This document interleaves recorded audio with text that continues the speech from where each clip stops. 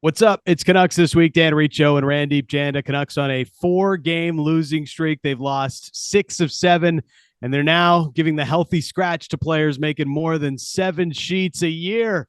The seat is hot around Bruce Boudreau, Randip. He's playing all the cards he can, but is he running out of answers on how to get this ship turned around? He definitely is. And you feel for Bruce Boudreau because, last year was so good, the 57 game sample, and it looked like Bruce, there it is, all across the league. People were saying, how did we miss out on this coach? Should have come to Philadelphia, should have gone to another market. This year, not that story. And, you start looking at the latest move. Oliver Ekman-Larsson making $7+ million per season scratched, and he hasn't played well. So, you can't really take a stand for Oliver Ekman-Larsson because his game hasn't been there. But that's one example. Bruce Boudreau has lit up his team in the media postgame. He's played good cop. He's been very nice to them and tried to build their confidence. He's scratched other forwards when we saw Connor Garland face that treatment, Andrei Kuzmenko, even the threat of Brock Besser. So this, to me, is a coach that, as of right now, when he's going through the lines on a nightly basis, he's shifting and putting them in the blender after one period. He feels like a coach that's running out of options here. And the Oliver Ekman-Larsson one, I feel like when you make a move like that and the defense is that bad, it's one of the final things you can do based on the fact that, Dan, look at that lineup.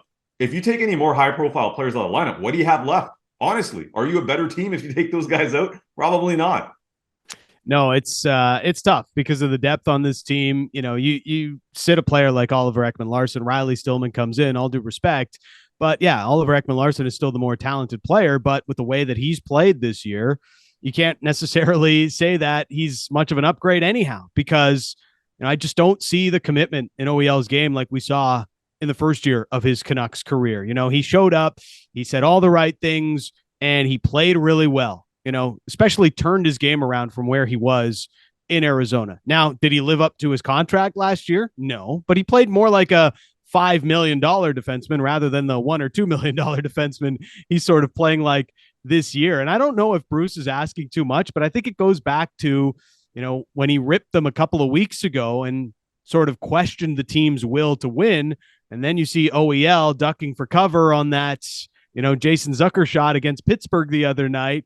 And I have to put 2 and 2 together and wonder if that is a big part of the reason he's not getting that commitment. I see OEL go into corners and maybe shy away from taking that hit and let the forechecker take the puck. These are the types of things Bruce Boudreau is asking for that he's not getting out of one player who's not only making over $7 million, Randy, he's got an A on his jersey as well.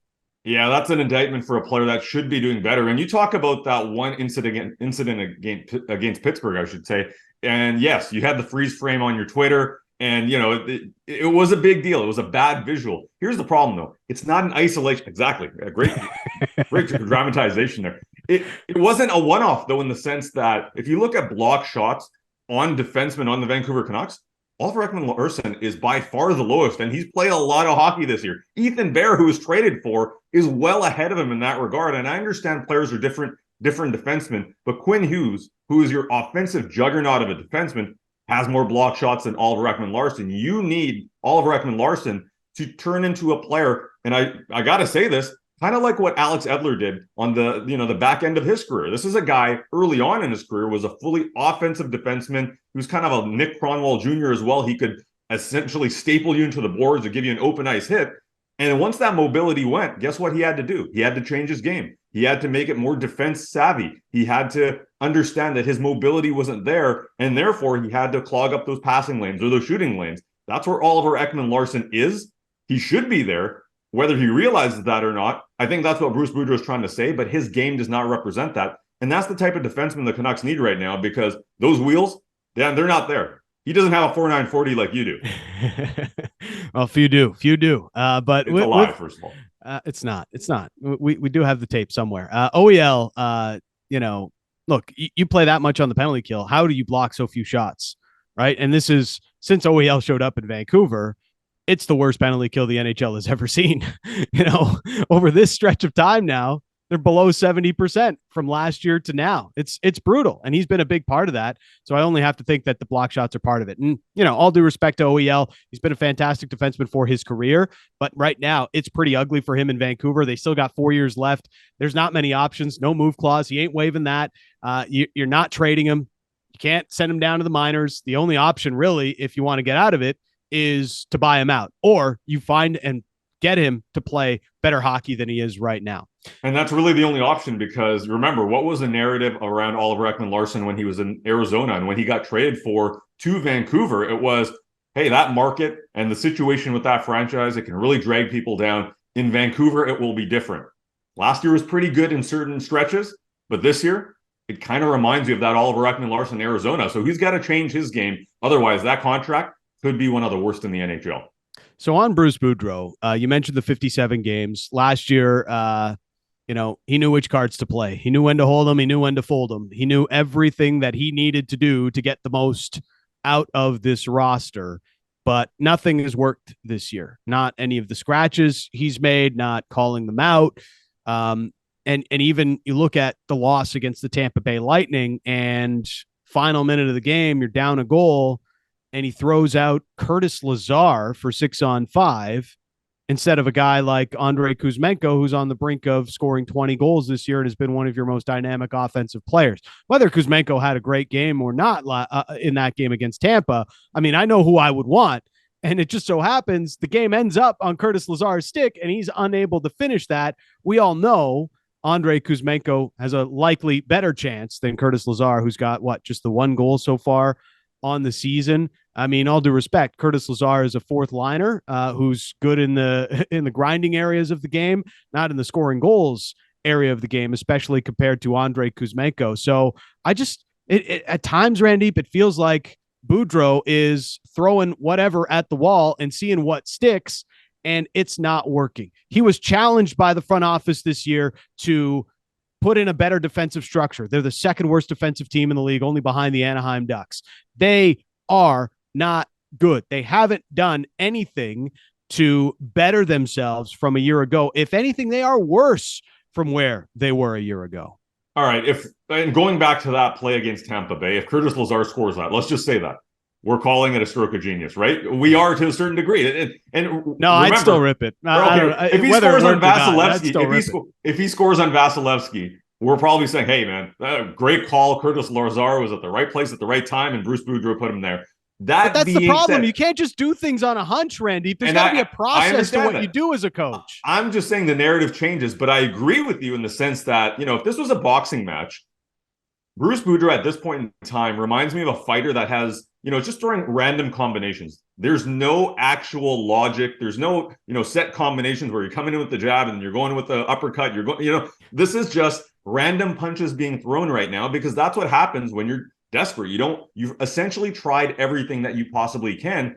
And now you're essentially saying, all right, what line combinations work? Let's put Lane Peterson in the top 6. Let's drop McCabe down to the bottom 6. You're moving everybody around. And to me, that is an issue right now, where I feel like Bruce Boudreau maybe is in a situation where he says, I don't have many answers left. I've tried almost everything. The talent that he has on that roster is one thing. But Dan, look at that top 6. I know defensively there are some major issues. You talked about that stat. You don't want to be second to Anaheim in anything this year. And the Canucks, in that defensive conversation, even if you go back to the end of November, they've been giving up well over 4 goals per game. On this road trip alone, in 3 games, they've given up 17 goals. You're not going to win hockey games that way. But the coach has a lot to do with that, because deployment is a part of it. But also, part of the reason he's doing this is he can't rely on his star players. Not everybody's having a good year. There's real inconsistent play from the big dogs on this team, other than Elias Pettersson and really Bo Horvat this year. Everybody else in the top 6 might score here and there, might be all right in certain moments, but even their top-notch players like Bo Horvat can't necessarily be relied on defensively. So there's been inconsistency up and down the lineup, whether it's Horvat, defensively, whether it's Miller on offense and defense, whether it's, Brock Besser or Connor Garland, who have been MIA in certain stretch of the season. So I get it. And Bruce Boudreau is definitely part to blame in this, because there has not been rhyme or reason in a lot of these decisions. But what can he rely on right now? Other than 2 or 3 players, not much. Multiple things can be true at the same time here, right? And there's a lot of blame to go around, but part of it is on Boudreau. A lot of it is on the players. You know, they had a team meeting, 4 games into the season. What kind of team does that? You know, why is that needed? And that's part of the problem here is they've needed to hit rock bottom in order to put a game together, like their last win over the Colorado Avalanche. You know, they had a big come to Jesus moment and, really had some hard conversations in the room with each other and all these different types of things. It's like, why is this happening? You need this every couple of weeks in order to get your game in order. Like that's not being professional. And that's part of the problem here. It's like when you're growing up and your parents yell at you that first time and they really get mad at you. You're like, wow, this is life-changing. I'm never going to do this again. Then it happens the second time. The message wears a little thin. The third time, when you get up to the 50th time, guess what? It doesn't hit the same way. And the Canucks are in that same spot. That message may work for a game. It's not going beyond that. And this is where maybe I have the most amount of sympathy for Bruce Boudreau, because you come into the season, you had already had a lot of public sort of critiques from your front office, Jim Rutherford and Patrick Allvin, who made it very clear Bruce Boudreau was not their choice and have continued to do so. You know, the Jim Rutherford after hours comment where, well, we didn't know Bruce was signed for another year when we took over here. But all of that has to play a factor to some level here, because what we're talking about is a coach being unable to get buy-in. And as much as Boudreau is in the job right now and he's positive, he's always going to try and think that we're going to still push for the playoffs. I'm going to figure out a way to get this thing turned around. I mean, it's pretty obvious whether it happens in season or after. Bruce Boudreau is not the long-term head coach of the Vancouver Canucks, and that poses a problem for getting the wanted buy-in of your roster moving forward. And that was clear after the postseason and the offseason, where the team would not give an extension to Bruce Boudreau and essentially said, over a full season, how do you do? We want to see that first.